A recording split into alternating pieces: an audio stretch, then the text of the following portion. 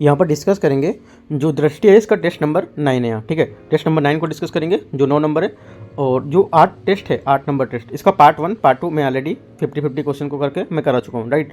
तो यहाँ से स्टार्ट करेंगे। जो टेस्ट 9 रहेगा यहाँ पे आपका जो इकोनॉमिक रहेगा, ठीक है, अर्थव्यवस्था, और आपका जो इसके बाद यहाँ पर जो साइंस एंड टेक्नोलॉजी है वो भी यहाँ पर रहेगा, ठीक है। तो इन दोनों से टेस्ट रहेगा, प्लस जो करंट अफेयर्स रहेगी आपका जून जुलाई का जो करंट अफेयर्स रहेगा, जून जुलाई अगस्त का, वहाँ पे जो करंट अफेयर्स रहेगा वो भी यहाँ पे क्वेश्चन आपको देखने को मिल जाएंगे।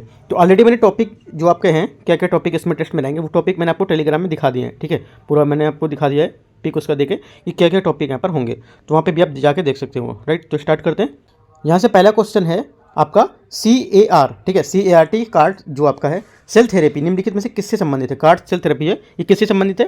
तो करेक्ट आंसर जो हमारा यहाँ पर होगा, इसमें बोल रहा है क्षय रोग उपचार, कैंसर उपचार, हृदय रोग, तो करेक्ट आंसर आपका आंसर हो जाएगा कैंसर उपचार के लिए, ठीक है। जो आपका सेल थेरेपी है कैंसर के उपचार में एक महत्वपूर्ण खोज है इसमें, ठीक है।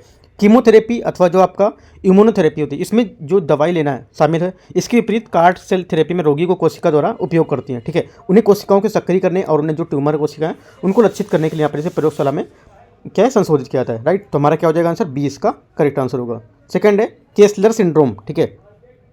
केसलर सिंड्रोम क्या है, ये जलवायु परिवर्तन की जो घटना है वो है, अंतरिक्ष मलबे का संगठन है, ये वित्तीय बाजार में उतार चढ़ाव है, तो क्या है ये, ठीक है। तो करेक्ट आंसर हमारा होगा ये अंतरिक्ष मलबे का जो संगठन था, ठीक है, संगठन वो है ये, राइट। जो केसलर सिंड्रोम निम्न जो अभी अंतरिक्ष मलबे हैं उसके संगठन से संबंधित है, जिसका नाम नासा के जो सेवानिवृत्त वैज्ञानिक हैं डोनाल्ड जे केसलर उनके नाम पर रखा गया है, ठीक है। आपसे क्वेश्चन यहाँ से ऐसे ही पूछ सकता है कि जो केसलर सिंड्रोम है ये किस स्पेस एजेंसी के द्वारा नाम रखा गया इसका, ठीक है। तो क्या नासा के जो सेवानिवृत्त थे उनके द्वारा यहाँ पर रखा गया, जो रिटायर्ड थे उनके द्वारा, राइट। तो ये आपको पता होना चाहिए। उसके बाद केसलर सिंड्रोम में क्या एक सैद्धांतिक परिदृश्य है, इसमें पृथ्वी की जो निचली कक्षा है LEO, ठीक है, उसमें वस्तुओं का घनत्व इतना अधिक होता है कि वस्तुओं के बीच टकराव के संगठन की क्या है स्थिति जो उत्पन्न हो सकती है, ठीक है, जिससे क्या है और भी अधिक मलबा एकत्रित हो सकता है, राइट। तो हमारा आंसर यहाँ पर B हो जाएगा। 3 नंबर क्वेश्चन देखते हैं, तीसरा क्राई 1AC, ठीक है, क्राई 1AC क्राई 2AB का उल्लिखित संदर्भ किससे है, ठीक है। देखो जो साइंस टेक्नोलॉजी इसी टाइप से क्वेश्चन यहाँ पर पूछता है, जैसे कि 2019 में क्वेश्चन ये पूछा गया था कि CRISPR-Cas9 उस टाइम पे न्यूज़ में था, ठीक है, कि CRISPR-Cas9 क्या है, तो वहाँ पे वो क्वेश्चन पूछा गया था। तो इस टाइप से क्वेश्चन पूछता है। जो तीसरा क्वेश्चन है इसको देखते हैं। तो क्राई 1AC और क्राई 2AB इसके बारे में देखते हैं, ये क्या है। ये आपका कृषि जैव प्रौद्योगिकी या नवीकरणीय ऊर्जा स्रोत है, चिकित्सा निदान है, तो क्या है ये आपका होगा एक जैव कृषि प्रौद्योगिकी, ठीक है। जो कृषि जैव प्रौद्योगिकी है वो होगा यहाँ, राइट। जीवाणु बैसिलस आपका जो थुरिनजिएंसिस है, ठीक है, उससे प्राप्त विशिष्ट जो प्रोटीन है उसको संदर्भित करते हैं। इन प्रोटीन के उपयोग को कृषि जो प्रौद्योगिकी है उसमें विशेष रूप से अनुवांशिक रूप से क्या संशोधन करना, GM फसलों में इसका प्रयोग करते हैं, ठीक है। बीटी फसलें उत्पादित करने के लिए इन प्रोटीन के कुछ फसल जो पौधा होता है DNA उसमें समावेश किया जाता है, जिससे क्या बीटी फसलों को जो आपके बीटी प्रोटीन है वो अभिव्यक्त करने के लिए यहाँ पर अभियांत्रिक रूप से इसको प्रयोग करते हैं, ठीक है। तो ये इसका आंसर हो जाएगा। 4th नंबर अनिवार्य लाइसेंसिंग के संदर्भ में निम्नलिखित कथनों पर विचार करना है, ठीक है। देखते हैं इसको 4th नंबर को। यहाँ से पहला स्टेटमेंट है ये किसी को, ठीक है, ये किसी को पेटेंट मालिक की सहमति के बिना पेटेंट किए गए उत्पाद अथवा प्रक्रिया की उत्पाद कराने की अनुमति देता है, ठीक है। तो पहला स्टेटमेंट क्या है, सही बात बता रहा है। दूसरा ये ट्रिप्स अनुबंध के अंतर्गत प्रदान किया जाता है, ठीक है, ये भी स्टेटमेंट आपका सही है, क्योंकि ट्रिप्स जो बौद्धिक संपदा अधिकार है उसके व्यापार से संबंधित समूह के पहलू को संधि में समाविष्ट कर जो किए गए पेटेंट है उसके संरक्षण का लचीलेपन का जो एक भाग है वो होता है, ठीक है। तीसरा ट्रिप्स समझौता विशेष रूप से अनिवार्य लाइसेंसिंग को उचित ठहराने के लिए उपयोग किए जाने वाले जो कारण है उसको सूचीबद्ध करता है, ठीक है। तो जो तीसरा स्टेटमेंट है ये आपका गलत हो जाएगा, क्योंकि ट्रिप्स समझौते में विशेष रूप से उन कारणों को सूचीबद्ध नहीं किया जाता है। कौन से, जो आपके जेनेरिक प्रतिलिपि हैं उसके मुख्य रूप से जो घरेलू बाजार हैं उसके लिए उत्पादित की जाती हैं उसके निर्यात के लिए सब नहीं करते हैं, ठीक है। तो ये आपका गलत हो जाएगा। तो ओनली 1 2 करेक्ट होगा, तो आपका 2 स्टेटमेंट यहाँ से करेक्ट होगा, 20 का आंसर हो जाएगा। 5 नंबर क्वेश्चन देखते हैं। निम्नलिखित कथनों पर विचार करना है, ठीक है। पहला है समग्र ब्रह्मांड में समय की यांत्रिकी एक समान कार्य करती है, ठीक है, पहला स्टेटमेंट ये आपका। दूसरा स्टेटमेंट क्या है, जो पहला स्टेटमेंट यहाँ पर बोल रहा है ये गलत है, क्योंकि इसका अर्थ यह है कि समय की धारणा पर्यवेक्षक की सापेक्ष गति के आधार है उससे भिन्न हो सकती है, ठीक है, एक समान नहीं कार्य कर सकती। दूसरा क्या है, प्रकाश सदैव सरल रेखा में गमन करता है और अपनी दिशा परिवर्तित नहीं करता है, जो सेकंड स्टेटमेंट गलत है। इस घटना को अपवर्तन कहा जाता है, यह प्रकाशिकी में एक मूल सिद्धांत है, इसलिए प्रकाश हमेशा एक सरल रेखा में गमन नहीं कर सकता है, ठीक है, गमन नहीं कर सकता है। गमन नहीं करता, इसलिए जब वह विभिन्न पदार्थों के साथ संपर्क में आता है तो इसका मार्ग परिवर्तित हो सकता है। ठीक है, जो मार्ग होगा तो परिवर्तित, ये लोग बोला सदैव तो सदैव नहीं होगा। ठीक है, तो दोनों गलत है, तो डी इसका आंसर हो जाएगा। छठा नंबर क्वेश्चन यहाँ से है कभी कभी समाचारों में उल्लिखित, ठीक है, कभी कभी समाचारों में उल्लिखित वन हेल्थ पद, ठीक है, जो वन हेल्थ पद है इसका ये किस बात को सर्वोत्तम वर्णन करता है? वन हेल्थ पद, ठीक है, ये आपको करता है जो एक दृष्टिकोण से जो मानता है जो लोगों को स्वास्थ्य, पशुओं और जो हमारे साझा पर्यावरण है उसके स्वास्थ्य से निकटता से संबंधित, राइट। वन हेल्थ क्या एक दृष्टिकोण जो मानता है कि लोगों की जो स्वास्थ्य, पशु हैं उसमें निकटता से संबंधित है। ठीक है, वन हेल्थ उपागम संयुक्त राष्ट्र की जो खाद्य और कृषि संगठन है, ठीक है, पशु स्वास्थ्य संगठन सहित त्रिपक्षीय जो प्लस गठबंधन है इसके बीच एक समझौता है ये। ठीक है, इसका उद्देश्य क्या होता है? मानव को स्वास्थ्य, पशु स्वास्थ्य है ना, जो पादप मृदा है उनके जो पर्यावरण तंत्र हैं उसके स्वास्थ्य जैसे जो विषय हैं उसके स्तर पर क्या है, इनको सहयोग प्रभावित करना, ये इसका आंसर हो जाएगा। 7वां नंबर क्वेश्चन, क्वांटम कुंजी, ठीक है, क्वांटम कुंजी QKD के संदर्भ निम्नलिखित कथनों पर विचार करना है। पहला है क्वांटम जो आपका कुंजी जो वितरण है डेटा ट्रांसफर करने हेतु फोटॉन का उपयोग करके यहाँ पर करता है। ठीक है, तो पहला स्टेटमेंट आपका यहाँ से हो जाएगा, पहला स्टेटमेंट आपका करेक्ट है। दूसरा जो QKD है, ठीक है, ये इनक्रिप्शन को आमतौर पर इसके फोटॉन पर आधारित ट्रांसमिशन के कारण अभेद मानता है या अभेद माना जाता है। ठीक है, तो सेकंड स्टेटमेंट भी आपका क्या है, करेक्ट हो जाएगा। ठीक है, तो दोनों स्टेटमेंट क्या है इसका करेक्ट है, तो हमारा आंसर क्या हो जाएगा यहाँ पर 1 और 2 दोनों। ठीक है, देखो जब कि QKD है इसके लाभ क्या होता है, ये क्या इसका लाभ होता है कि हैकिंग अथवा डेटा लीक है इससे किसी प्रयास की पहचान कर सकता है ये। ठीक है, और क्या है, ये फोटॉन द्वारा क्या है इनका डेटा का जो परिवहन है उसकी विधि का एक इनक्रिप्शन अभेद होता है, एक फोटॉन की सटीक नकल करना असंभव हो सकता है, राइट।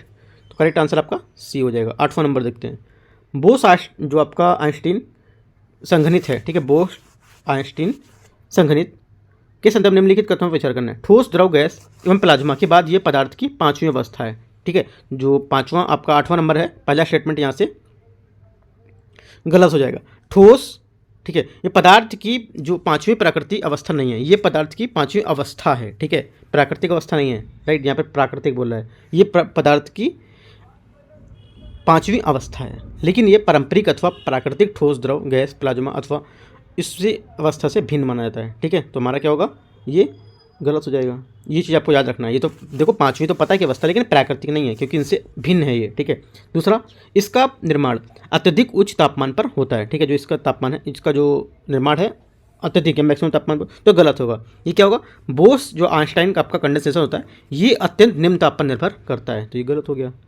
तीसरा इसमें सुपर फ्लूइड नामक कई गुण होते हैं। ठीक है, ये तीसरा स्टेटमेंट आपका करेक्ट होगा क्योंकि बोस जो आपका आइंस्टाइन जो कंडेंसेस होता है इसमें सुपर फ्लूइड के गुण को प्रदर्शित करता है, जिसमें क्या घर्षण के बिना प्रवाह की जो क्षमता है उसे मात्रावत जो जलावर्त बनाने की क्षमता है इसमें शामिल होती है। तो ओनली 3 करेक्ट है, तो सब ओनली एक स्टेटमेंट करेक्ट हो तो 8वें का ए यहाँ से आंसर हो जाएगा। 9वां नंबर क्वेश्चन है, कभी कभी जन समाचारों में उल्लिखित आयरन डोम, ठीक है, आयरन डोम ये क्या है, किससे संबंधित है? ये आपका होगा वायु रक्षा प्रणाली, तो सी यहाँ से इसका आंसर हो जाएगा। जो आयरन डोम जो डोम रक्षा प्रणाली है इजराइल की है, ये एक छोटी सी दूरी है जो जमीन की हवा में मार करने वाली वायु रक्षा प्रणाली है, जिससे एक रडार और जो तामीर इंटरसेप्टर है वो मिसाइल में शामिल होता है। ठीक है, तो हमारा सी यहाँ से आंसर हो जाएगा। यहाँ पे 10वां क्वेश्चन है, एक एक्सेलरेट, ठीक है, एक्सेलरेट विज्ञान योजना के संदर्भ निम्नलिखित कथनों पर विचार करना है। ठीक है, पहला है विज्ञान और इंजीनियरिंग अनुसंधान SERB ने यह योजना क्या है प्रारंभ की है। ठीक है, तो पहला स्टेटमेंट यहाँ से आपका करेक्ट हो जाएगा।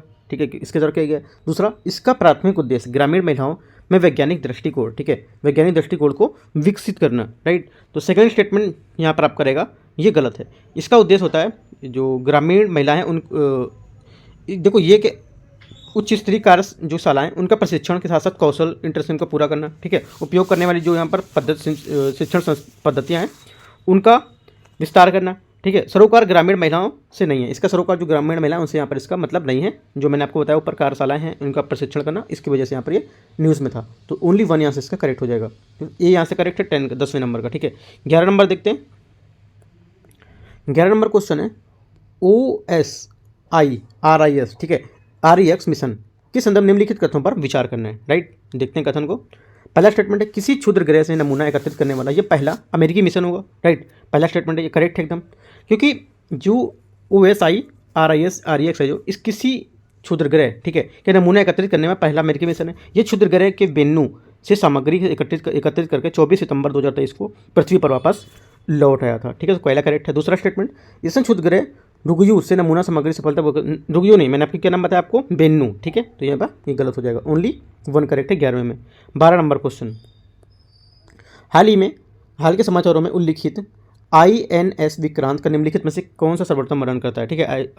जो आपका INS है विक्रांत है, तो करेक्ट आंसर होगा स्वदेशी रूप से विकसित विमान वाहक पोत, ठीक है। तो ये हमारा ये आंसर हो जाएगा, क्योंकि भारत ने पहले विमान वाहक पोत के नाम पर रखा था। इससे संयुक्त राज्य ब्रिटेन, ठीक है, ब्रिटेन से क्या खरीदा था। साथ ही क्या वर्ष 1961 में अधिकृत ये किया गया था इसको, ठीक है। तो हमारा आंसर क्या हो जाएगा 12 का डी। 13 नंबर क्वेश्चन है, ग्राफीन अरोरा कार्यक्रम के संदर्भ में निम्नलिखित कथनों पर विचार करना है, ठीक है। पहला स्टेटमेंट यहाँ से देखते हैं 13 में। पहला बोला है विज्ञान और प्रौद्योगिकी मंत्रालय द्वारा ग्राफीन अरोरा कार्यक्रम यहाँ पर प्रारंभ किया गया। तो पहला स्टेटमेंट आपका ये होगा, ठीक है। तो पहला स्टेटमेंट आपका गलत हो जाएगा यहाँ से, क्यों? क्योंकि इलेक्ट्रॉनिक और सूचना प्रौद्योगिकी मंत्रालय के द्वारा यहाँ पर ये स्टार्ट किया गया, ना कि विज्ञान और प्रौद्योगिकी। दूसरा, इसका उद्देश्य ग्राफीन अनुसंधान और व्यवसायीकरण के बीच अंतर को समाप्त करना, ठीक है। तो दूसरा करेक्ट है, क्योंकि इसका उद्देश्य हमारा था कि जो व्यवसायीकरण इनके बीच को अंतर है उसको समाप्त करना, ठीक है। ये सब आपको क्वेश्चन समाप्त हो गया। इसके बाद कुछ ग्राफीन के बारे में देख लेते हैं कि ग्राफीन का क्या परिचय है, ठीक है। ग्राफीन एक क्या है, षटकोणिक जालक में व्यवस्थित कार्बन परमाणु की एक परत होती है, जो वर्ष 2004 में खोजी गई द्विविमीय संरचना का निर्माण करती है, ठीक है। इसका क्या जो गुण होता है वो क्या है, पतला, यांत्रिक रूप से बहुत मजबूत, पारदर्शी, लचीलादार होता है, ठीक है। आपसे भी पूछ सकता है कि जो ग्राफीन है ये देखो यहाँ पे पारदर्शी होता है, आपसे बोल देगा ये आर पार नहीं दे सकता, ऐसे कुछ बोल देगा, बट क्या ये पारदर्शी होता है, ये चीज़ आपको याद रखना है, ठीक है। तो हमारा आंसर क्या हो जाएगा यहाँ पर 13 का ओनली 1, ठीक है। अगला देखते हैं, सॉरी 13 का ओनली 2, पहला तो गलत था, ओनली 2 मिस्टेक हो गई यहाँ पे। जो मैंने एक्सप्लेनेशन जो किया एकदम सही किया है, ठीक है। जो आपको बताया मैंने यहाँ पर कि पहला गलत था, ये दूसरा सही है, ठीक है। तो बी यहाँ पर होगा। 14 नंबर क्वेश्चन देखते हैं। 14 नंबर क्वेश्चन है ग्लूकोसाइनोलेट्स, ठीक है। ग्लूकोसाइनोलेट्स के संदर्भ में निम्नलिखित कथनों पर विचार करना है। ये कार्बन एवं नाइट्रोजन युक्त यौगिकों का एक समूह है जो सरसों के उत्पादों को विशिष्ट मिठास देने के लिए योगदान देता है, ठीक है। पहला स्टेटमेंट आपका ये बोल रहा है, राइट। और जो फर्स्ट स्टेटमेंट है ये आपका गलत हो जाएगा, क्योंकि आपका जो ग्लूकोसाइनोलेट्स है ये सल्फर और नाइट्रोजन के युक्त जो समूह है उसका एक समूह है, और सरसों के उत्पादों को गंध को विशेष रूप से तीक्ष्णता में प्रदान कर देता है, ना कि इसमें मिठास एकदम। तो गलत हो गया। यह पौधों को आक्रामक रोगजनकों तथा पशुओं से बचाता है, ठीक है। तो दूसरा स्टेटमेंट है ये आपका सही हो जाएगा, क्योंकि जो पादप होते हैं आक्रामक रोगजनक उनको पशुओं से बचाता है, ठीक है। तीसरा स्टेटमेंट, उच्च ग्लूकोसाइनोलेट्स पशुओं को जो गंध है, ठीक है, उनके आंतरिक और अंग असमानताओं के कारण ये बनता है, ठीक है। तो तीसरा स्टेटमेंट यहाँ से आपका करेक्ट हो जाएगा, यही बात एकदम सही बोल रहा है। तो तीनों बात, दो उसकी बातें हैं, लास्ट की दो, ये दोनों बातें करेक्ट हैं, पहला इसका गलत है। तो केवल 2 स्टेटमेंट आपके यहाँ से सही हो जाएंगे, ठीक है। देखो ये जो आनुवंशिक रूप से संशोधित फसलें हैं, इसके लिए पर्यावरण और जो जलवायु परिवर्तन मंत्रालय है, इसके आनुवंशिक अभियांत्रिकी जो मूल्यांकन समिति है उसकी मंजूरी यहाँ पर आवश्यक होती है सब करने के लिए, ठीक है। तो हमारा आंसर क्या हो जाएगा बी। निम्नलिखित कथनों पर विचार करना है। असम आयुष्मान भारत की जो माइक्रोसाइट परियोजना है इसको प्रारंभ करने वाला भारत का या फिर पहला राज्य बन गया है, ठीक है। तो पहला स्टेटमेंट जो आपका रहेगा यहाँ से गलत है, क्योंकि मिजोरम है इसका, ठीक है, ना कि जो असम बता रहे वो, राइट। दूसरा, राष्ट्रीय स्वास्थ्य मिशन जो प्राधिकरण है उसके द्वारा आयुष्मान भारत डिजिटल मिशन के अंतर्गत 100 माइक्रोसाइट्स प्रोजेक्ट यहाँ पर शुरू किए गए हैं, राइट। तो सेकेंड नंबर जो यहाँ पर स्टेटमेंट बोल रहा है, सेकंड स्टेटमेंट यहाँ से आपका करेक्ट हो जाएगा, क्योंकि जो राष्ट्रीय स्वास्थ्य प्राधिकरण है इसके द्वारा वर्ष 2023 में आयुष्मान भारत डिजिटल मिशन को अंतर्गत 100 माइक्रोसाइट्स प्रोजेक्ट यहाँ पर शुरू करने के लिए बताया गया है, ठीक है। तो इसके देखो ये तो दोनों आपको पता होगा क्या सही है क्या गलत है। आपका यहाँ से आंसर क्या होगा, केवल 2, ठीक है। इसके बाद कुछ और देख लेते हैं, जैसे कि माइक्रोसाइट्स इसके अंतर्गत जो सुविधाएं हैं वो क्या है। इसमें निजी जो सुविधाएं होती हैं जैसे स्टैंड-अलोन, ठीक है, क्लिनिक, पॉलीक्लिनिक्स होते हैं इत्यादि के यहाँ पर ये सभी चिकित्सा जो पद्धति हैं ये स्वास्थ्य सुविधाओं को बेहतर बनाती हैं, ठीक है। तो हमारा यहाँ से जो सेकंड नंबर होगा वो करेक्ट हो जाएगा, राइट। 16 नंबर देखते हैं, 16 नंबर फार्मा मेडटेक क्षेत्र, ठीक है। फार्मा मेडटेक क्षेत्र अनुसंधान और नवाचार को बढ़ावा देने की योजना PRIP संदर्भ में निम्नलिखित कथनों पर क्या विचार करना है, ठीक है। तो देखते हैं इसको। यहाँ पर पहला स्टेटमेंट इसका है, इसका उद्देश्य प्राथमिकता वाले क्षेत्र जो हैं उनके अनुसंधान और विकास के उद्योगों में अकादमिक संपर्क को बढ़ावा देना, ठीक है। पहला स्टेटमेंट आपका ये रहा। पहला आपका स्टेटमेंट करेक्ट है, इसका उद्देश्य यहाँ पर ये सही बता रहा है। दूसरा, ये योजना की अवधि जो है 2023 से 24 और 27 से 28 तक 5 वर्ष है, ठीक है। तो सेकंड स्टेटमेंट आपका यहाँ से करेक्ट हो जाएगा, क्योंकि 23 से 24 और 27 से 28 तक है, ये दोनों उसका करेक्ट है। तीसरा, निगरानी और मूल्यांकन नीति आयोग के मुख्य कार्यकारी अधिकारी की अध्यक्षता में एक अधिकार प्राप्त समिति उसके द्वारा यहाँ पर किया जाएगा। तो तीसरा स्टेटमेंट आपका ये भी करेक्ट है, क्योंकि जो निगरानी मूल्यांकन है नीति आयोग के कुछ कार्यकारी जो अधिकारी हैं उनकी देखरेख में ये किया जाएगा। तो तीनों बातें एकदम क्या है, जो फार्मा मेडटेक है उसके बारे में एकदम सही बोल रहे हैं, ठीक है। तो सभी 3 सही है। अगर पूछता कौन सा सही है तो सभी 3 से, अगर पूछता कौन सा गलत है तो कोई गलत नहीं है, ठीक है। 17 नंबर देखते हैं। 17 नंबर है अग्निबाण, ठीक है। अग्निबाण सब ऑर्बिटल टेक्नोलॉजिकल जो आपका डिमोनस्ट्रेटर, ठीक है, डिमोनस्ट्रेटर के संदर्भ निम्नलिखित कथनों पर विचार करना है। आपको देखो ये ना देकर कि सीधे सीधे चलेगा SORTED, ये क्या है ना, ऐसे करके पूछ सकता है क्वेश्चन, तो याद रखना है आपको। तो 17 में देखते हैं। पहला स्टेटमेंट, ये एक अनुकूलित, ठीक है, ये एक अनुकूलित विमोचन यान है जिसका इंजन 3D मुद्रित तथा ठोस प्रणोदक प्रकृति का होता है, राइट। तो पहला स्टेटमेंट क्या हो जाएगा यहाँ से, पहला गलत हो जाएगा, क्योंकि ये अग्निबाण जो है एकल चरण, क्या होगा, एकल चरण का जो रहेगा उसमें एकल चरण विमोचन यान है जो अग्निलेट इंजन द्वारा संचालित पूरी तरह से 3D प्रिंटेड एकल सेमी क्रायोजेनिक इंजन होता है, ना कि जो बोल रहा है कि ठोस प्रणोदक। तो ये गलत हो जाएगा, ठीक है, 3D नहीं होगा, पहला गलत हो गया। दूसरा, गाइड रेल विमोचित होने वाले पारंपरिक रॉकेट के विपरीत ये लंबवत रूप से उड़ान भरेगा और एक पूर्व निर्धारित प्रक्षेपण का अनुसरण करेगा, ठीक है। तो दूसरा स्टेटमेंट आपका सही, क्योंकि जो गाइड रेल है इसके विमोचित होने वाले जो पारंपरिक साउंडिंग है उसके रॉकेटों के विपरीत अग्निबाण लंबवत रूप से क्या उड़ान भरेगा, और साथ ही एक ये पूर्व निर्धारण की जो प्रक्षेप है उसका पथ का अनुसरण भी करेगा, तो ये करेक्ट हो जाएगा, ठीक है। ये जो 3D प्रिंटेड रॉकेट है इसको अंतरिक्ष में विमोचित करने की दिशा में पहला कदम होगा, ये इंपॉर्टेंट हो जाएगा क्वेश्चन, क्योंकि इसका पहला कदम है ये, ठीक है। तो क्वेश्चन इंपॉर्टेंट है, तो केवल 2 इसका आंसर हो जाएगा। 18 नंबर, निराक्षी निम्नलिखित में से किसके सर्वश्रेष्ठ यहाँ पर संदर्भित करती है, निराक्षी शब्द किसको यहाँ पर वर्णित करता है, ठीक है। तो करेक्ट आंसर हो जाएगा ऑटोनॉमस अंडर वाटर व्हीकल, जो ऑटोनॉमस अंडर वाटर व्हीकल होते हैं उनको ये संदर्भित करता है, ठीक है। भारत ने एक विशिष्ट जो ऑटोनॉमस अंडर वाटर व्हीकल निराक्षी का अनावरण किया है। इसका उपयोग खदान का पता लगाना, ठीक है, खदान निस्तारण, जल के अंदर सर्वेक्षण करना, ठीक है, ये सब आदि के लिए यहाँ पर कर सकते हैं। इसकी क्षमता कितनी है, 4 घंटे और 300 मीटर की गहराई तक ये जा सकता है, ठीक है। तो आपका आंसर यहाँ पर हो जाएगा autonomous a under water vehicle. 19 number question, reduced, ठीक है, रिड्यूस्ड आपका इंस्ट्रक्शन सेट कंप्यूटर के संदर्भ निम्नलिखित कथनों पर विचार करना है। यह एक ओपन सोर्स हार्डवेयर है जिसका उपयोग विभिन्न प्रकार के अंतिम अनुप्रयोगों को लक्षित करने वाले जो कस्टम प्रोसेसर हैं इसके विकास के लिए किया जाता है, राइट। तो पहला स्टेटमेंट आपका यहाँ से ये बोल रहा है, राइट, ये फर्स्ट स्टेटमेंट आपका करेक्ट हो जाएगा, ठीक है। दूसरी बात क्या बोल रहा है, दूसरा बोल रहा है ये प्रोसेसर परिधेय, ठीक है, ये प्रोसेसर परिधेय वस्तुओं IoT internet of things, smartphone, automotive एवं जो एरोस्पेस है आदि के बहुमुखी रूप से अनुपयोगी होते हैं, राइट। तो दूसरा स्टेटमेंट यहाँ से आपका ये भी करेक्ट हो जाएगा, ठीक है। पहला भी करेक्ट हो, आपका जो दूसरा स्टेटमेंट वो भी करेक्ट हो जाएगा, क्योंकि इसका जो मैंने वस्तुएं बताई ये सब के लिए विद्युत दक्ष प्रदर्शन जो अनुकूल होते हैं इनके साथ सुरक्षा प्रदान करता है, और वो जगह की जो कमी है वह जो डिजाइन है वो जटिल अभिकलन कार्यों को उत्कृष्टता से प्राप्त करके दिखाता है, ठीक है। तो ये हमारा दोनों करेक्ट हो जाएगा, ठीक है। जो आपका RISC है, RISC 5 जो है ये, इसका आविष्कार वर्ष 1980, ठीक है, 1980 के आसपास कैलिफोर्निया के विश्वविद्यालय बर्कले के एक प्रोफेसर डेविड जो पैटरसन थे उनके द्वारा किया गया था, ये भी आपको पता होना चाहिए। तो दोनों के स्टेटमेंट करेक्ट है। 20 नंबर, विधिक और राजनीतिक प्रथाओं के संदर्भ में निम्नलिखित में से फोरम शॉपिंग का सर्वोत्तम वर्णन क्या है। जो फोरम शॉपिंग है इसका सबसे सही वर्णन यहाँ पर कौन कर रहा है इनमें से स्टेटमेंट में, ठीक है। तो ये कर रहा है किसी विधिक मामले के लिए सबसे अनुकूल क्षेत्राधिकार खोजने के लिए अधिवक्ताओं द्वारा अपनाई गई एक रणनीति, ठीक है। तो 20 का जो हमारा आंसर हो जाएगा ए, यहाँ से इसका करेक्ट आंसर होगा, ठीक है। क्योंकि फोरम शॉपिंग से तात्पर्य अनुकूल प्रमाण जो परिमाण है उसका प्राप्त करने की आशा में विधिक मामले के लिए जानबूझकर एक विशिष्ट न्यायालय को चुनाव की प्रथा से, ठीक है। तो correct answer A. 21 number question देखते हैं। 21 क्वेश्चन है, निम्नलिखित कथनों पर विचार करना है, ठीक है। भारत के संविधान के अनुसार जिला न्यायाधीशों की नियुक्ति राज्य के मुख्यमंत्री के परामर्श के बाद राज्यपाल द्वारा की जाती है, ठीक है। तो 21 में पहला स्टेटमेंट आपका गलत होगा, ठीक है। पहले गलत क्या होगा, अगर आपने इसको रीड किया होगा तो ये बात पता होगी आपको, ठीक है। मैं बता भी देता हूँ, किसी भी राज्य में जिला न्यायाधीशों को नियुक्त करने के लिए पदोन्नति के लिए राज्यपाल द्वारा संबंधित राज्य के संबंध क्षेत्राधिकार में प्रयोग करने वाले उच्च न्यायालय से परामर्श करेगा, ना कि मुख्यमंत्री से, तो गलत हो जाएगा।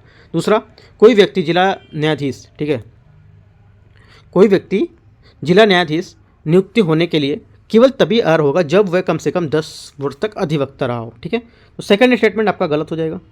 ये देखो, ये कम से कम 7 वर्ष तक अधिवक्ता रहा और उसकी नियुक्ति के लिए उच्च न्यायालय में सिफारिश की गई हो, ना कि 10, तो गलत हो जाएगा। दोनों स्टेटमेंट गलत, तो डी इसका आंसर हो जाएगा। 22, निम्नलिखित कथनों पर विचार करना है। 103वें संविधान संशोधन अधिनियम द्वारा राष्ट्रीय पिछड़ा वर्ग आयोग एनसीबीसी को संवैधानिक दर्जा यहाँ पर प्रदान किया गया है, ठीक है। पहला स्टेटमेंट यहाँ बोल रहे हैं, पहला गलत हो जाएगा क्योंकि ये 102वां था, ना कि 103वां, ठीक है। अगला देखते हैं, इसके पास यहाँ बोला है काका कालेलकर आयोग पिछड़े वर्गों के लिए गठित, यहाँ पर पहला आयोग था, ठीक है। जो सेकंड स्टेटमेंट यहाँ पर आपका है, सेकंड स्टेटमेंट आपका करेक्ट है क्योंकि 1950 में, वर्ष 1950 तथा वर्ष 1970 के दशक में काका कालेलकर एवं बीपी मंडल के क्रम से 2 पिछड़ा वर्ग आयोग इन्होंने क्या नियुक्त किए थे, ठीक है। तीसरा, ये करेक्ट है, दूसरा पहला गलत था।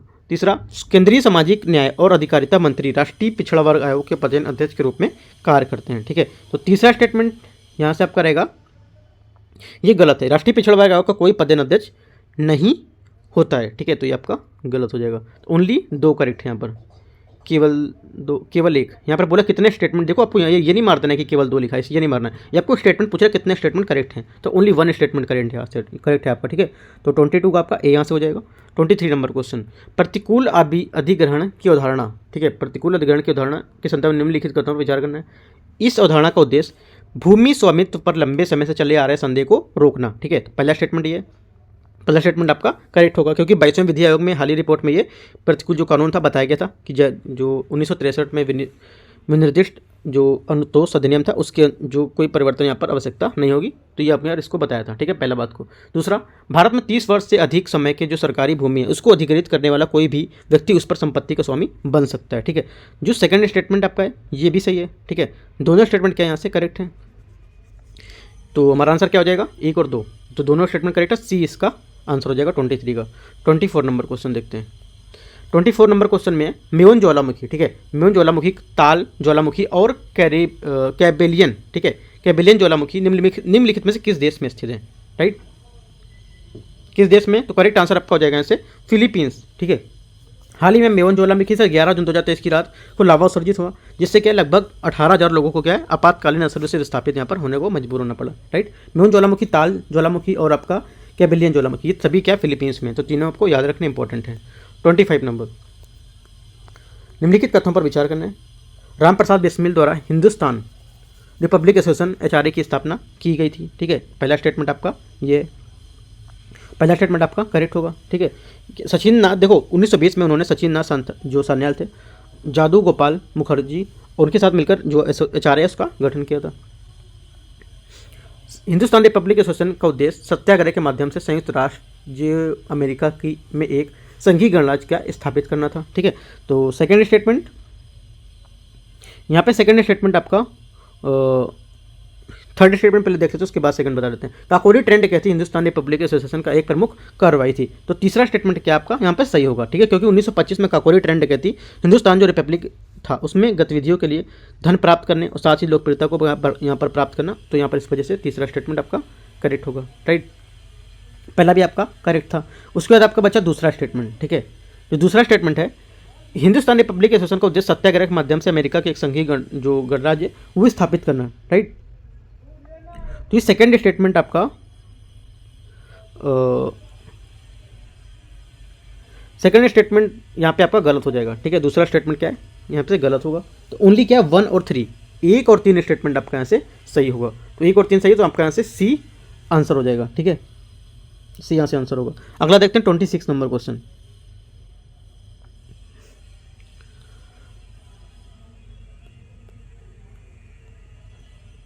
राष्ट्रीय सामाजिक सहायता कार्यक्रम एनएसएपी के संदर्भ में निम्नलिखित कथनों पर विचार करना है। पहला स्टेटमेंट यहाँ से रहेगा, इसका संचालन ग्रामीण विकास मंत्रालय द्वारा यहाँ पर किया जाता है, ठीक है, पहला स्टेटमेंट ये। और जो फर्स्ट स्टेटमेंट रहेगा ये आपका करेक्ट है, ठीक है, पहला स्टेटमेंट करेक्ट है। दूसरा, यह अनुच्छेद 41 के तहत संवैधानिक अधिदेश को पूरा करता है, राइट। ये भी स्टेटमेंट करेक्ट है, क्योंकि भारतीय संविधान का अनुच्छेद 41 राज्य को बेरोजगारी, जो वृद्धावस्था, बीमारी है, दिव्यांगता है, उससे कुछ मामले में काम करने और शिक्षा को जो सार्वजनिक है वो सहायता का अधिकार देने को सुरक्षित करता है, राइट। तो ये भी स्टेटमेंट आपका करेक्ट हो जाएगा। तो दोनों बातें क्या यहाँ से एकदम करेक्ट हैं, ठीक है। तो यहाँ से हमारा जो आंसर होगा 26 का सी यहाँ से आपका आंसर हो जाएगा, राइट। अगला 27 नंबर क्वेश्चन, निम्नलिखित युग्मों पर विचार करना है। भौगोलिक कुछ उपदर्शन दिए हैं, राज्य मतलब जीआई टैग, और कुछ राज्य हैं, ठीक है। तो इसको देखते हैं। इसमें पहला बोला है धातु शिल्प, ठीक है। धातु शिल्प जो आपका है जलेसर, ठीक है। धातु शिल्प जलेसर, ये जलेसर उत्तर प्रदेश का एक धातु शिल्प जो सजावटी धातु शिल्प पीतल के पात्र के लिए जाना जाता है। तो हमारा क्या है, पहला गलत हो जाएगा, जलेसर मतलब उत्तर प्रदेश, ठीक है। दूसरा उस्ता कला, ठीक है। उस्ता कला क्या होगा, ये उस्ता कला। तीसरा दिया बेम्बिका, ठीक है। तीसरा दिया बेम्बिका। देखो बेम्बिका जो आपका है ये गोवन मतलब जो भारत पुर्तगाली हलवा है, इसको गोवा की मिठाई को रामनी के रूप में यहाँ पर जाना जाता है। तो तीसरा भी यहाँ पर क्या है, गलत हो जाएगा, ना कि नागालैंड है, गोवा होगा, ठीक है। जो अगला यहाँ पर सेकंड स्टेटमेंट बचा है आपका उस्ता कला। उस्ता कला को देख लेते हैं। यहाँ पे जो उस्ता कला है ये आपका राजस्थान, ठीक है। उस्ता किला क्या होगा, राजस्थान के जो जोधपुर है वहाँ पर ये होगा। तो हमारा ये करेक्ट हो जाएगा। तो ओनली एक स्टेटमेंट करेक्ट है आपका, ना कि ये दोनों, ठीक है। दोनों गलत हो जाएंगे, ओनली एक करेक्ट है। तो ए यहाँ से 27 का आंसर हो जाएगा। 28 नंबर देखते हैं। निम्नलिखित कथनों पर विचार करना है। NIXI, ठीक है। NIXI कंपनी अधिनियम जो 2013 है, उसके बारे में क्वेश्चन है। NIXI एक सरकारी स्वामित्व वाली इकाई है जो भारत में ग्रामीण क्षेत्रों के लिए मुफ्त इंटरनेट पहुंचाने के लिए या प्रदान करने के लिए जिम्मेदार होगी, ठीक है। तो पहला स्टेटमेंट आपका यहाँ से गलत होगा, क्योंकि NIXI कंपनी अधिनियम 2013 की धारा 8 के अंतर्गत एक गैर लाभकारी संगठन है जिसे 19 जून 2023 को पंजीकृत किया गया था, ठीक है। लाभकारी नहीं है, गैर लाभकारी है। दूसरा, भारत में नेट जो आपका न्यूट्रलिटी को सूचना प्रौद्योगिकी अधिनियम 2000 के अंतर्गत विनियमित किया गया है, ठीक है। दूसरा स्टेटमेंट ये बोल रहा है। तो सेकंड स्टेटमेंट आपका गलत है। ये भारत नेट जो आपका न्यूट्रलिटी है इसको किसी भी विधिक अथवा नीतिगत ढांचे द्वारा प्रत्यक्ष रूप से विनियमित नहीं किया था। तो ये भी आपका गलत हो जाएगा, ठीक है। तीसरा है सॉफ्ट टच दिशा निर्देश समाचार जो प्रकाशक हैं उसमें डिजिटल मीडिया पर ओवर द टॉप, ठीक है, OTT जिस प्लेटफॉर्म के लिए इन पर जारी किए जाते हैं। तीसरा स्टेटमेंट आपका यहाँ से करेक्ट होगा, क्योंकि ये जो नियम है डिजिटल मीडिया, ये समाचार पत्रों के लिए OTT प्लेटफॉर्म पर आचार संहिता के साथ साथ इस पर त्रिस्तरीय शिकायत निवारण ढांचे की विशेषता के लिए यहाँ पर एक विशेष संस्थागत तंत्र स्थापित करते हैं। तो ओनली 3 करेक्ट है यहाँ से, ठीक है। 28 में क्या है, ओनली 3 करेक्ट है। तो यहाँ पे आंसर हमारा हो जाएगा, तो सी यहाँ से आंसर हो जाएगा, क्योंकि ओनली 3 करेक्ट है, ठीक है। सी यहाँ से आंसर होगा। 29 नंबर देखते हैं। निम्नलिखित में से कौन सा भारत सरकार द्वारा प्रारंभ की गई वैभव योजना के प्राथमिक उद्देश्य को वर्णन करता है। जो वैभव योजना है जो भारत सरकार द्वारा चालू की गई थी, इसकी सबसे सही वर्णन कौन करता है इनमें से, ठीक है। तो करेक्ट आंसर हमारा हो जाएगा भारतीय प्रवासियों एवं जो भारतीय शैक्षणिक अनुसंधान है उसके संस्थानों के बीच सहयोग को सुविधाजनक बनाना, ठीक है। तो 29 का हमारा यहाँ से सी आंसर हो जाएगा, राइट। वैभव है क्या, वैभव एक फेलोशिप उद्देश्य जो आपका विदेशी संस्थान है उसमें भारत के संकाय हैं उस अथवा जो शोध करता है उसकी गतिशीलता के माध्यम से भारतीय संस्थानों को विश्व के सर्वश्रेष्ठ संस्थानों के बीच में शैक्षणिक साथ साथ यहाँ पर जो योग्यता है उसको प्रदान करना, ठीक है। तो 29 का सी यहाँ से आंसर हो जाएगा। और क्या इसे जो विज्ञान प्रौद्योगिकी मंत्रालय है उसके द्वारा यहाँ पर कार्यान्वित किया जा रहा है, ये भी आपको बताना चाहिए, ठीक है। तो 29 का हमारा सी करेक्ट आंसर होगा। 30 नंबर, कोलेस्ट्रॉल के संदर्भ में निम्नलिखित कथनों पर विचार करना है, ठीक है। देखते हैं इसको। ये एक प्रकार का लिपिड है जो मानव शरीर के सामान्य कार्य के लिए क्या आवश्यक होता है, ठीक है। तो पहला स्टेटमेंट आपका 30 का ये हो जाएगा, तो आपका पहला स्टेटमेंट करेक्ट है। दूसरा, उच्च घनत्व वाले लिपोप्रोटीन HDL कोलेस्ट्रॉल को खराब या कोलेस्ट्रॉल बनाता है क्योंकि ये धमनी में रुकावट को मतलब रुकावट कर सकते हैं या रोक सकते हैं, ठीक है। तो सेकंड स्टेटमेंट यहाँ से आपका 30 का रहेगा। सेकंड स्टेटमेंट आपका यहाँ से गलत है क्योंकि ये उच्च घनत्व जो लिपोप्रोटीन है इसके कोलेस्ट्रॉल जिसे कभी अच्छा कोलेस्ट्रॉल भी कहा जाता था, ये रुधिर में कोलेस्ट्रॉल को अवशोषित करेगा और इसे वापस यकृत में ले जाएगा, ना कि इसको क्या रुकावट करेगा, ये गलत हो जाएगा। कम घनत्व वाले लिपोप्रोटीन LDL कोलेस्ट्रॉल को अच्छा कोलेस्ट्रॉल मानते हैं क्योंकि ये एक रक्त प्रवाह कोलेस्ट्रॉल के निष्कर्षण में सहायता करता है। तीसरा स्टेटमेंट है आपका ये गलत है क्योंकि खराब कोलेस्ट्रॉल होता है, ना कि ये अच्छा। चौथा, उच्च घनत्व वाले जो लिपोप्रोटीन है इसकी कोलेस्ट्रॉल का बढ़ा हुआ स्तर हृदय रोगों से बढ़ने खतरे को दर्शाता है। ये स्टेटमेंट आपका गलत है। इसकी देखो, इसके बाद यकृत से शरीर के बाहर निष्कर्षित कर देता है ये HDL या कोलेस्ट्रॉल का उच्च स्तर हृदय के जो रोग हैं उसके स्ट्रोक में जोखिम को कम कर सकता है, ना कि इसको बढ़ाता है। तो ओनली वन यहाँ पर करेक्ट है, ठीक है। 30 में क्या होगा, ओनली वन करेक्ट है, तो एक ही स्टेटमेंट यहाँ से करेक्ट होगा। 31, निम्नलिखित कथनों पर विचार करना है। अर्थव्यवस्था के लिए आदर्श स्थिति, स्थिर स्थिति, आर्थिक वृद्धि, ठीक है। तो इनमें से कितने स्तर हैं जो अर्थव्यवस्था की गोल्डीलॉक्स परिदृश्य को वर्णन करते हैं, ठीक है। तो गोल्डीलॉक्स के बारे में आपको पहले पता होना चाहिए क्या होता है ये, राइट। देखते हैं इसको। गोल्डीलॉक्स अर्थव्यवस्था में ऐसी अर्थव्यवस्था है, आदर्श स्थिति है, वर्णन करता है जो, देखो गोल्डीलॉक्स ऐसी अर्थव्यवस्था की आदर्श स्थिति का वर्णन करता है जहां अर्थव्यवस्था क्या बहुत अधिक विस्तार अथवा संकुचन की स्थिति में नहीं दर्शाती है, उसे क्या गोल्डीलॉक्स परिदृश्य बोलते हैं। अब इसके बारे में इसको सॉल्व करना है। अब इसको सॉल्व करेंगे तो देखते हैं। पहला है अर्थव्यवस्था के लिए आदर्श स्थिति, ठीक है। तो क्या होगा, अर्थव्यवस्था के लिए आदर्श स्थिति, राइट। देखो इसकी जो स्थिर है, इसकी जो आर्थिक वृद्धि है गोल्डीलॉक्स की अर्थव्यवस्था में स्थिर होती है। आर्थिक वृद्धि क्या स्थिर होती है, स्थिर आर्थिक वृद्धि, ये आपका करेक्ट होगा। बढ़ती हुई महंगाई, यहाँ पर केवल अस्थायी प्रकृति, गोल्डीलॉक्स की जो अर्थव्यवस्था है अस्थायी प्रकृति की भी होती हैं। क्या होती हैं, स्थिर आर्थिक वृद्धि और अस्थायी प्रकृति के लिए होती हैं, राइट। जैसा तेजी और मंदी के चक्रों में यहाँ पर देखा जा सकता है, ठीक है। मुद्रास्फीति बहुत अधिक बढ़ जाना, राइट। क्या है, मुद्रास्फीति अधिक बढ़ जाना, राइट। और गोल्डीलॉक्स में जो स्थिर आर्थिक वृद्धि है इसमें मंदी को रोका जा सकता है। स्थिर जो आर्थिक वृद्धि है उसमें क्या मंदी को रोका जा सकता है, लेकिन इतनी अधिक वृद्धि यहाँ पर ना हो कि मुद्रास्फीति बढ़ जाए, ठीक है। बढ़ती हुई महंगाई, ये हो गया। अर्थव्यवस्था का विस्तार, पद को गोल्डीलॉक्स इसी के नाम की जो प्रसिद्ध बच्चों की कहानी के संदर्भ है उसमें दो चरम सीमाएं हैं, उसके बीच की आप जो बिल्कुल स्थितियाँ सही दिखाती हैं उसका यहाँ पर ये वर्णन करती है, ठीक है। तो देखो आपकी गोल्डीलॉक्स की अर्थव्यवस्था में अस्थायी प्रकृति, ठीक है, तेजी और मंद जो होती हैं, तो यहाँ पर आपका अर्थव्यवस्था का जो आदर्श स्थिति यहाँ पर नहीं होगा, आर्थिक वृद्धि आपका हो गया और आपका अर्थव्यवस्था में विस्तार, ठीक है। तो ये दो आपके स्टेटमेंट करेक्ट हो जाएंगे, 2 और 4, ठीक है। आपका आंसर आ जाएगा यहाँ से 31 का बी, क्योंकि 2 स्टेटमेंट यहाँ से आपके करेक्ट हैं। 32, ग्रीन वॉशिंग के संदर्भ में निम्नलिखित कथनों पर विचार करना है। पहला, वह प्रथा जिसमें कंपनियां और सरकारें सभी प्रकार की गतिविधियों को जलवायु अनुकूल के रूप में चिन्हित करती हैं जिससे उत्सर्जन में कमी आएगी और अथवा उत्सर्जन यहाँ पर उत्सर्जन से क्या बचा जा सकेगा, ठीक है। तो यहाँ पर आपका 32 है, इसका पहला स्टेटमेंट यहाँ से आपका करेक्ट होगा। दूसरा, इससे कार्बन समायोजन, ठीक है, कार्बन समायोजन बाजार में पारदर्शिता की कमी हो सकती है, ठीक है। सेकंड स्टेटमेंट आपका सही है, सही बोल रहे हैं। इसे उपभोक्ता संरक्षण अधिनियम 19/2019 के तहत अनुचित व्यापार व्यवहार यहाँ पर माना जा सकता है, ठीक है। तीसरा स्टेटमेंट आपका सही है। तो तीनों स्टेटमेंट क्या यहाँ से आपके करेक्ट होंगे, ठीक है। तो आंसर क्या हो जाएगा, सभी 3 यहाँ से करेक्ट आंसर हो जाएंगे। 33 नंबर क्वेश्चन देखते हैं। ग्रेट इंडियन बस्टर्ड, ठीक है, ग्रेट इंडियन बस्टर्ड के बारे में क्वेश्चन पूछा है तो इसको देख लेते हैं।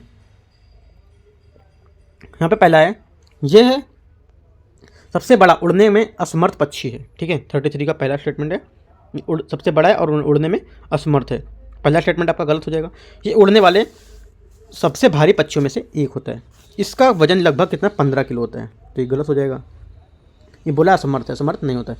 ये राजस्थान का, एक गुजरात का एक राजकीय पक्षी है, ठीक है। तो सेकंड स्टेटमेंट गलत हो जाएगा। ये केवल राजस्थान का राजकीय पक्षी है, गुजरात का नहीं, तो ये भी गलत हो जाएगा। तीसरा, IUCN रेड लिस्ट के अंतर्गत इसे संकटग्रस्त स्थिति में रखा गया है, ठीक है। जो तीसरा स्टेटमेंट है ये यहाँ पर आपको बोला है ये संकटग्रस्त, यहाँ पर जो IUCN की रेड लिस्ट है इसे गंभीर संकटग्रस्त स्थिति में रखा गया, ये भी गलत हो जाएगा। यह भारतीय उपमहाद्वीप में शुष्क घास के मैदानों और झाड़ियों में निवास करते हैं, ठीक है। तो चौथा स्टेटमेंट ये सही है, क्योंकि जो यहाँ पे घास भूमि है अनुकूलित प्रजाति, इसमें ये अपना प्रजनन करते हैं और भारतीय उपमहाद्वीप के शुष्क घास के मैदान है उसमें झाड़ियों में निवास करते हैं। ओनली 4 स्टेटमेंट यहाँ से करेक्ट है, तो केवल एक हो जाएगा 33 का, ए इसका आंसर हो जाएगा, ठीक है। 33 हो गया, 34 देखते हैं। 34 है, निम्नलिखित कथनों पर विचार करना है। कथन 1 और कथन 2 दिए हुए यहाँ पर, ठीक है। पहला स्टेटमेंट है यहाँ पर, विपरीत परिसंचरण सागरीय धाराओं की वैश्विक नेटवर्क को संदर्भित करता है जो विश्व के महासागरों में ऊष्मा, कार्बन और पोषक तत्वों को पुनर्वितरण करता है, ठीक है। तो पहला स्टेटमेंट आपका 34 का ये बोल रहे हैं। फर्स्ट स्टेटमेंट जो है आपका यहाँ से पहला स्टेटमेंट यहाँ से आपका करेक्ट है, ठीक है। दूसरा,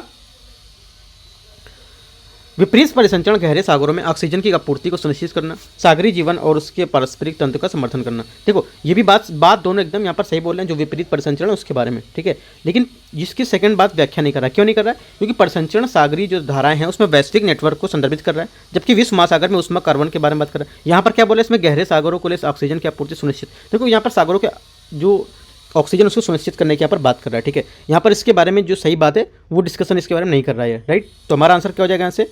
एक सही किंतु सेकंड यहाँ पर कथन गलत हो जाएगा। देखो कथन यहाँ पर आपका जो 34 है, दोनों कथन यहाँ पे इसके सही होंगे, राइट। इसके दोनों कथन सही, लेकिन इसकी व्याख्या नहीं कर रहा है। कथन यहाँ पर दोनों सही है, तो कौन सा स्टेटमेंट इसमें होगा? कथन 1, कथन 2,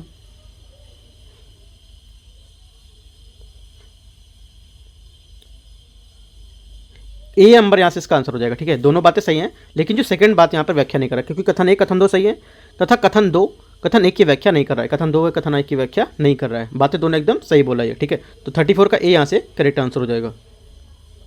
35 नंबर, हाल ही में जन समाचारों में देखा गया बेलेम घोषणा पत्र संबंधित है किससे? जो बेलेम घोषणा पत्र है ये किससे संबंधित है, ठीक है। तो करेक्ट आंसर आपका आंसर हो जाएगा सतत विकास हो गया बढ़ावा देना और वनोन्मूलन को समाप्त करने के लिए साथ जो निर्णय है उसके मूल निवासी के समुदाय की भागीदारी को शामिल करने के लिए यहाँ पर एक रोड मैप तैयार किया गया था, ठीक है। तो यहाँ पर ये हमारा 35 का ये आंसर हो जाएगा, ठीक है। ये जलवायु परिवर्तन से निपटने के लिए एक साधारण नीति तैयार करने के उद्देश्य से अमेजन सहयोग से संधि संगठन है। ये इसके सदस्य ब्राजील के जो बेलेम है उसमें एकत्र हुए थे। इनका मानना था कि एकजुट होकर ये वैश्विक वार्ता जो है महत्वपूर्ण उसमें प्रभाव डालेंगे, ठीक है। इसमें Bolivia, Brazil, Colombia, Ecuador, Guyana, Peru, Suriname और वेनेजुएला इसके सदस्य देश हैं, ठीक है। अगला देखते हैं तो 36 नंबर, पारे पर मिनी माता जो कन्वेंशन है अभी समय उसके द्वारा निम्नलिखित कथनों पर विचार करना है। पहला स्टेटमेंट, इसके लिए भागीदार देशों को कोयला आधारित जो विद्युत संयंत्र है उससे पारा वायु उत्सर्जन और कारीगर एवं छोटे पैमाने पर सोने के खनन से पारे और निष्कर्षण को नियंत्रण की आवश्यकता, ठीक है। पहला स्टेटमेंट आपसे ये बोला, यहाँ से जो पहला स्टेटमेंट है आपका ये करेक्ट है, राइट। दूसरा स्टेटमेंट क्या है?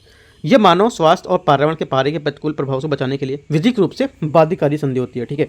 तो सेकंड स्टेटमेंट भी करेक्ट है, क्योंकि जो मानव स्वास्थ्य उसकी सुरक्षा के लिए पहला विधिक रूप से कार्यान्वित योग्य अंतर्राष्ट्रीय विषय अभी मिनी माता अभिसमय, जिसे वर्ष 2013 में जिनेवा में अनुमोदित किया गया था, जो बाध्यकारी है, ठीक है। करेक्ट हो जाएगा ये भी। तीसरा स्टेटमेंट क्या है? भारत इस संधि में शामिल है लेकिन अभी तक इस अभिसमय का अनुमोदन नहीं किया गया है, ठीक है। तीसरा स्टेटमेंट गलत हो जाएगा। भारत वर्ष 2018 में इसमें मंजूरी दे दी थी। वर्ष 2025 में पारे पर आधारित वस्तुओं पर जो यौगिक हैं उसमें उपयोग करने वाली प्रक्रिया पर नियंत्रण उपयोग के लिए अनुमति यहाँ पर प्रदान की जाएगी, ठीक है। तो तीसरा यहाँ पर गलत हो जाएगा। तो ओनली 2 करेक्ट हैं, 1 और 2, ठीक है। इसके आंसर आपके हो जाएंगे 36 में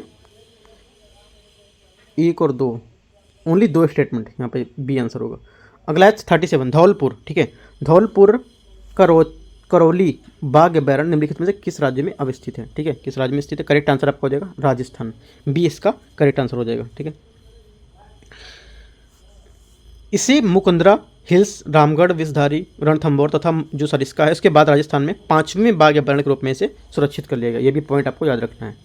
अगला है 38 नंबर क्वेश्चन, हाल ही में भारत ने निम्नलिखित में से किस देश के साथ initiative on critical and emerging technology ICT नामक समझौते पर हस्ताक्षर किया, ठीक है। तो करेक्ट आंसर यहाँ पर 38 का हो जाएगा। 38 का आंसर डी आंसर करेक्ट होगा। कौन सा? संयुक्त राज्य अमेरिका, ठीक है। हाल ही में संयुक्त राज्य अमेरिका और भारत ने अपनी सामरिक जो साझेदारी है उसे मजबूत करने के लिए प्रौद्योगिकी और रक्षा सहयोग के आगे बढ़ाने की दिशा में महत्वपूर्ण कदम उठाया, ठीक है। इसमें क्रिटिकल एंड इमर्जिंग टेक्नोलॉजी यहाँ पर ये पहल है, ठीक है। और ये एक विनियामक पहल है जो बाधाओं को दूर करने और निर्यात को नियंत्रण रखने का संरेखित करेगा इसमें, ठीक है। 39 नंबर क्वेश्चन देखते हैं। निम्नलिखित देशों पर विचार करना है। लीबिया, तुर्की, बुल्गारिया, मिस्र, अल्बानिया, मैसेडोनिया, इनमें से कितने देश हैं जो यूनान के साथ स्थल सीमा साझा करते हैं? यूनान के साथ स्थल सीमा साझा करते हैं, तो इनमें से कितने देश हैं इसमें, ठीक है। देखो यूनान के साथ जो सीमा साझा करते हैं मैं आपको बता देता हूँ। अल्बानिया, ठीक है, उसके बाद बुल्गारिया, तुर्की, मैसेडोनिया, ठीक है, ये गणराज्य से लगती हैं। और साथ ही क्या ये साइप्रस, मिस्र, इटली और लीबिया के जो समुद्री सीमा है उसको भी साझा करती हैं। तो हमारा यहाँ पे बी आंसर हो जाएगा, केवल 4, ठीक है। प्रदेपी मुख्य भूमि अत्यधिक पर्वतीय और जो प्रदेश है उसको भी प्रस्तुत करती है। ठीक है, ये पेलोपोनिस प्रायद्वीप है। कौन सा? ये पेलोपोनिस प्रायद्वीप है। ये भी एक द्वीप है क्योंकि ये कुरिंथ, जो कुरिंथ की खाड़ी है उसके द्वारा मुख्य रूप से ये अलग करता है इसको। ठीक है, ये भी इंपॉर्टेंट है, याद रखना है। इसके बाद यूनान द्वीप आते हैं जो संख्य रूप से किसी भी मामले में 1000 से अधिक हैं, 1000 से अधिक संख्या में उपलब्ध है। ठीक है, तो हमारा यहाँ से करेक्ट आंसर क्या होगा? B, right. अगला इंपॉर्टेंट क्वेश्चन है। ठीक है, अगला देखते हैं 40 नंबर क्वेश्चन। निवेश के संदर्भ में निम्नलिखित कथनों पर विचार करना है। BAA3, BBB और AAA और डी का पद संदर्भित करता है किसको उसमें से? ठीक है, तो किसको संदर्भित करता है? ये करता है आपका कंपनी, संगठन और उद्यमों का जो एजेंसी है उसके द्वारा दिए गए क्रेडिट रेटिंग कोड। ठीक है, डी। 41, भारत में निगमित सामाजिक उत्तरदायित्व निम्नलिखित में से किसके माध्यम से यहाँ पर प्रारंभ किया जाता है? ठीक है, तो करेक्ट आंसर जो 41 है यहाँ से आपका हो जाएगा कंपनी अधिनियम 2013। ठीक है, ए। अगला है 42 है त्वरित अनुपात। ठीक है, त्वरित अनुपात एसिड टेस्ट रेशियो के संदर्भ में निम्नलिखित कथनों पर विचार करना है। ये किसी कंपनी की सबसे अल्पकालिक परिसंपत्तियों की तुलना में सबसे अधिक या सबसे अल्पकालिक देनदारियों में करता है। ठीक है, तो 42 में जो पहला स्टेटमेंट है यहाँ से आपका करेक्ट होगा। दूसरा, इसे 1.0 अथवा उससे कम का अनुपात इंगित करता है कि कंपनी अपने अल्पकालिक जो दायित्व है उसके भुगतान कर सकती है, और जबकि 1.0 से अधिक का जो अनुपात है उसमें इंगित करता है कि उन्हें भुगतान करने में कठिनाई हो सकती है। देखो डाटा बता रहा है इसमें 1.0 क्या दिखाता है और 1 को क्या दिखाता है। ठीक है, तो ये बता रहा है। तो सेकंड जो स्टेटमेंट है ये आपका गलत होगा, क्योंकि 1.0 या उससे अधिक का अनुपात इंगित करता है कि कंपनी को अल्पकालिक दायित्वों का भुगतान कर सकती है, जबकि 1.0 से कम का अनुपात बताता है कि उन्हें भुगतान करने में कोई कठिनाई हो सकती है। ठीक है, तो हमारा क्या हो, दूसरा गलत हो जाएगा। तो ओनली 1 यहाँ से करेक्ट होगा, तो आंसर हमारा हो जाएगा इसका 42 का ए। 43 नंबर क्वेश्चन यहाँ से, हाल ही में जन समाचारों में रहा नमो 108 संदर्भित करता है किसको? ठीक है, तो आपको यहाँ से ये बताना है। तो करेक्ट आंसर हमारा क्या हो जाएगा? ये करता है मणिपुर में खोजी गई कमल की नई प्रजाति है। ठीक है, मणिपुर में क्या कमल की नई प्रजाति खोजी गई है उसको यहाँ पर ये बताता है। ठीक है, तो करेक्ट आंसर हमारा यहाँ पर सी हो जाएगा। इसमें क्या है, इसमें 108 पंखुड़ियाँ हैं, कमल में 108 पंखुड़ियाँ हैं, और इसे कई वर्ष में पहले मणिपुर में खोजा गया था तथा इसे फूलों के पौधों के संग्रहण के भाग के रूप में संस्थान में रखा गया था, जिस पर संस्थान अनुसंधान करता है कि यद्यपि 4 वर्ष पहले किसी भी वैज्ञानिक ने यह पता नहीं लगाया था। तो सी इसका करेक्ट आंसर होगा। 44, निम्नलिखित में से सार्वजनिक क्षेत्र के उपक्रम पर विचार करना है। Steel authority of India limited, oil India limited, national aluminium company limited. तो इसमें बोला है कितने महारत्न कंपनियां जो केंद्रीय सार्वजनिक क्षेत्र हैं उसके उपक्रम है इसमें। ठीक है, तो कितने हैं? तो आपके यहाँ पर करेक्ट आंसर क्या हो जाएंगे? जो 2 यहाँ पर देखो, इसमें जो बोल रहा है इसमें ओनली 2 होंगे। ठीक है, इसमें जो दे रहा है इसमें ओनली 2 होंगे, वैसे तो यहाँ पर टोटल 13 हैं। ठीक है, इसमें कौन कौन से? Steel authority of India limited. ठीक है, उसके बाद कौन सा होगा इसमें? Oil India limited. ठीक है, ऑयल इंडिया लिमिटेड। जो आपका नेशनल एल्यूमिनियम लिमिटेड ये नहीं होगा। ठीक है, तो यहाँ से जो 2 हैं ये करेक्ट हैं, बाकी और लोग सकते हैं आप, जैसे कि Gill India limited, Hindustan petroleum corporation limited, Indian oil corporation limited, NTPC limited. तो ये सब आप और भी जोड़ सकते हैं इसमें। ठीक है, तो बी इसका आंसर हो जाएगा। 45, यूनिवर्सल सर्विस ऑब्लिगेशन फंड के संदर्भ में निम्नलिखित कथनों पर विचार करना है। स्टेटमेंट बोला है भारत नेट USOF द्वारा वित्त पोषित है। ठीक है, पहला स्टेटमेंट ये पहला आपका करेक्ट हो जाएगा। दूसरा, यह भारतीय टेलीग्राफ अधिनियम 1885 के अंतर्गत स्थापित किया गया है। ठीक है, तो जो दूसरा स्टेटमेंट ये भी आपका करेक्ट होगा। तीसरा स्टेटमेंट है USOF एक लक्ष्य ग्रामीण और दूर दराज के क्षेत्रों में किफ़ायती मूल्य पर टेलीग्राफ सेवाएं प्रदान करता है। तो तीसरा स्टेटमेंट जो आपका रहेगा ये भी स्टेटमेंट आपका करेक्ट है। तो तीनों स्टेटमेंट आपके यहाँ पर क्या बता रहा है? सही बता रहा है ये यूनिवर्सल सर्विस ऑफ का ऑब्लिगेशन जो फंड है उसके बारे में। ठीक है, तो करेक्ट आंसर हमारा क्या होगा? सी। 45 का सी यहाँ से करेक्ट आंसर हो जाएगा। 46 नंबर देखते हैं। अभी कभी समाचारों में देखा जाने वाला प्लग एंड प्ले, ठीक है, प्लग एंड प्ले मॉडल निम्नलिखित में से किसको सर्वश्रेष्ठ वर्णन इस पर करता है? ठीक है, तो ये किसका करता है? तो करेक्ट आंसर आपका 46 का हो जाएगा यहाँ से, किसी परियोजना को नीलामी के माध्यम से सौंपने से पहले सभी जो विनियामक मंजूरी है वो दे दी जाएंगी। ठीक है, तो ए यहाँ से इसका करेक्ट आंसर हो जाएगा। राइट, जो उड़े देश का आम नागरिक उड़ान था, ये जैसी योजना हब एंड स्पोक जो मॉडल है उस पर यहाँ पर आधारित है। ठीक है, तो हमारा क्या होगा? ए यहाँ से 46 का करेक्ट आंसर हो जाएगा। 47 नंबर, उचित और लाभकारी मूल्य के संदर्भ में निम्नलिखित कथनों पर विचार करना है। चीनी मिलें किसानों को उनसे खरीदे गए गन्ने का भुगतान करने के लिए विधिक रूप से क्या बाध्य होती हैं। ठीक है, तो 47 का पहला स्टेटमेंट आपका यहाँ से करेक्ट है। दूसरा, इसका भुगतान क्रेता और जो निविदाकार हैं उसको गन्ने की जो सुपुर्दगी हैं उसकी तिथि से 14 दिन के भीतर यहाँ पर किया जाएगा, राइट। तो दोनों स्टेटमेंट क्या यहाँ से करेक्ट है, ये भी स्टेटमेंट आपका करेक्ट है, तो दोनों बातें यहाँ पर एकदम करेक्ट है, तो करेक्ट आंसर आपका हो जाएगा सी, ठीक है। तो देखो यहाँ पर क्या है, ये जो आपका भारत में उचित और लाभकारी मूल्य है एफआरपी, भारत सरकार द्वारा क्या है निर्धारित मूल्य है, जो चीनी मिल जो किसान हैं उनके द्वारा आपूर्ति किए जाने वाले जो गन्ने के लिए भुगतान है उसका विधिक रूप से बाद होती है। यह मूल्य निर्धारण तंत्र का 1966 जो गन्ना नियंत्रण आदेश था उसमें शासित होता है, ठीक है। इसमें जो भुगतान गन्ना वितरण को 14 दिन के भीतर ये किया जाना चाहिए। करेक्ट आंसर सी हो जाएगा इसका। 48 निम्नलिखित कथनों पर विचार करना है। चालू खाता वस्तुओं और सेवाओं में व्यापार के अंतरण का जो अनुदान है वो उसमें विवरण है, ठीक है। चालू खाता वस्तुओं और सेवाओं के व्यापार में अंतरण अनुदान का विवरण होता है, ठीक है। पहला स्टेटमेंट ये बोल रहा है। दूसरा स्टेटमेंट पहला आपका करेक्ट है। दूसरा वस्तुओं के व्यापार में वस्तुओं के निर्यात आयात यहाँ पर शामिल होते हैं, ये भी स्टेटमेंट करेक्ट होगा क्योंकि वस्तुओं के व्यापार में आयात और निर्यात दोनों चीज़ शामिल होती हैं। तीसरा है जो सेवाएँ हैं उसके व्यापार में उपादान आय एवं गैर उपादान होते हैं आय विनिमय को यहाँ पर शामिल किया जाता है। तो तीसरा स्टेटमेंट आपका ये भी करेक्ट है। तो तीनों करेक्ट है क्योंकि सेवा में व्यापार उपादान आय और गैर जो उपादान ये भी यहाँ पर विनिमय को शामिल करते हैं, ठीक है। अंतरण भुगतान क्या होता है, वे रसीदें होती है जिसमें किसी देश की निवासियों को जो बदले में कोई वस्तु यहाँ पर सेवाएं प्रदान की जाती हैं उसे मुफ्त में प्राप्त करते हैं, ठीक है। तो तीनों स्टेटमेंट आपके यहाँ से करेक्ट हो जाएंगे, तो सी इसका आंसर हो जाएगा। 49 आधारभूत धन निम्नलिखित में से किसको सर्वोत्तम वर्णन करता है, ठीक है। जो आधारभूत धन है निम्नलिखित में से किसका सर्वोत्तम वर्णन करता है, राइट। तो करेक्ट आंसर आपका 49 का हो जाएगा ऐसे ए। मौद्रिक जो प्राधिकरण है इसके द्वारा अर्थव्यवस्था में निवेशित धन, राइट।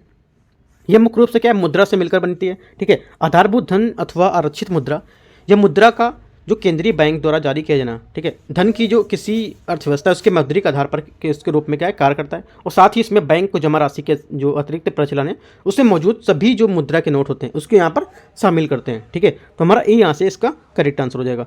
आधारभूत इक्वल क्या होता है हमारा, आधारभूत इक्वल होता है धन, आधारभूत धन इक्वल होता है C+OD+CR, ठीक है। ये आपको फॉर्मूला होता है इसका, ठीक है। सी क्या है, जहाँ पर सी आपका होता है जनता के पास मुद्रा, ठीक है। ओडी क्या होता है, ओडी आरबीआई के पास जो जनता की जो जमा राशियाँ हैं वो, और सीआर क्या होता है जो बैंकों का नगद भंडार जिसमें शामिल होते हैं वो, ठीक है। तो correct answer A. 50 number question देखते हैं। 50 नंबर क्वेश्चन है निम्नलिखित कथनों पर विचार करना है। नियत विनिमय दर सरकार अथवा केंद्रीय बैंक द्वारा लागू की गई एक व्यवस्था है जो देश की आधिकारिक मुद्रा विनिमय दर को दूसरे जो देश है उसकी जो मुद्रा है उसे जोड़ता है, ठीक है। तो 50 का जो आपका पहला स्टेटमेंट है करेक्ट होगा। दूसरा नियत विनिमय दर को स्वचालित संतुलन तंत्र द्वारा प्रतिबंधित किया जाता है या प्रबंधित किया जाता है। तो सेकंड स्टेटमेंट आपका करेक्ट है। तो दोनों स्टेटमेंट क्या है करेक्ट होंगे यहाँ, राइट। ये कई जो औद्योगिक देश हैं जैसे 1970 के दशक में इन्होंने शुरुआत में फ्लोटिंग अस्थायी जो विनिमय दर है वो प्रणाली का उपयोग करना बंद कर दिया था, ठीक है। तो ये बात आपको पता होना चाहिए। तो दोनों स्टेटमेंट यहाँ से आपके करेक्ट हैं 50 में। 51 समुत्थानशील और समावेशी जो आपकी आपूर्ति श्रृंखला संवर्धन है उसके पहल में आपको विचार करना है। पहला, इसे भारत के नेतृत्व में विश्व आर्थिक मंच द्वारा क्या शुरू किया गया था, ठीक है। पहला स्टेटमेंट यहाँ पर ये होगा, पहला आपका गलत है। ये जो आपका समुत्थानशील समावेशी है श्रृंखला संवर्धन ये विश्व बैंक और जापान के नेतृत्व वाली परियोजना है, ठीक है। ये गलत हो जाएगा। इसका उद्देश्य रोजगार सृजन और जलवायु परिवर्तन की जो दोहरी चुनौती है उससे निपटना, ठीक है। सेकंड स्टेटमेंट आपका करेक्ट होगा क्योंकि जो राइस आपका पहल है इसे मोरक्को में शुरू की गई थी। इसका नेतृत्व रोजगार सृजन के जो जलवायु परिवर्तन उसकी दोहरी चुनौतियों से निपटना। तो ओनली 2 करेक्ट है, तो केवल 2 यहाँ से आंसर होगा बी 51 का। 52 क्वेश्चन देखते हैं।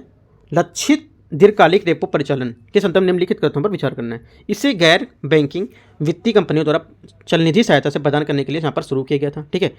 तो पहला स्टेटमेंट आपका यहाँ से करेक्ट होगा। दूसरा, ये सुविधा बैंकों को रेपो दर और भारतीय रिजर्व बैंक से 5 से 10 वर्ष के लिए ऋण देने की सुविधा को यहाँ पर प्रदान करता है, या 10 वर्ष के लिए जो ऋण है वो देती है। तो ये क्या गलत हो जाएगा क्योंकि रिजर्व बैंक जो भारतीय रिजर्व बैंक है ये 1 से 3 वर्ष के लिए अवधि के लिए ऋण देती है, ना कि इतना, ठीक है, 5 से 10 वर्ष। अगला है, इस सुविधा के तहत बैंकों को द्वारा किए गए निवेश को होल्ड टू मैच्योरिटी के रूप में यहाँ पर वर्गीकृत किया जाएगा। तीसरा स्टेटमेंट आपका सही हो जाएगा से, ठीक है। तो ये बात एकदम सही बोल रहा है। तो पहला और यहाँ से तीसरा, ठीक है, पहला और तीसरा यहाँ से आपका करेक्ट हो जाएगा। तो आपके 2 स्टेटमेंट करेक्ट हैं, केवल 2 स्टेटमेंट। केवल 2 मतलब ये नहीं है कि केवल 2 स्टेटमेंट बोला है, केवल 2 मतलब केवल एक, केवल 2 कथन की बात कर रहा है। केवल 2 कथन यहाँ पर सही हैं, ठीक है, सही है केवल 2 कथन। तो ओनली आपका बी यहाँ से आंसर हो जाएगा। ठीक है, तो इस टाइप से जो मैंने 9वां नंबर टेस्ट था वो मैंने आपको पार्ट 1 दिखा दिया, ये कितने हैं यहाँ पर क्वेश्चन है। ठीक है, तो 1 से 52 तक क्वेश्चन मैंने डिस्कस कर दिया पार्ट 1 में। जो पार्ट 2 इसका लाएंगे टेस्ट नंबर 9 का ही पार्ट 2, तो वहाँ से 53 से आपके जो 100 क्वेश्चन रहेंगे। ठीक है, 53 से 100 क्वेश्चन रहेंगे, वो मैं यहाँ पे आपको डिस्कस कर दूंगा। ठीक है, तो देखते रहिए, कोई डाउट रहता है आप नीचे कमेंट में पूछ सकते हैं। बाकी इसका जो सिलेबस रहेगा मैं सिलेबस पे और डाल दूंगा कि पार्ट 2 का क्या सिलेबस रहेगा, तो वो भी आप वहाँ पर देख सकते हैं उसमें। ठीक है, तो all the best, thank you.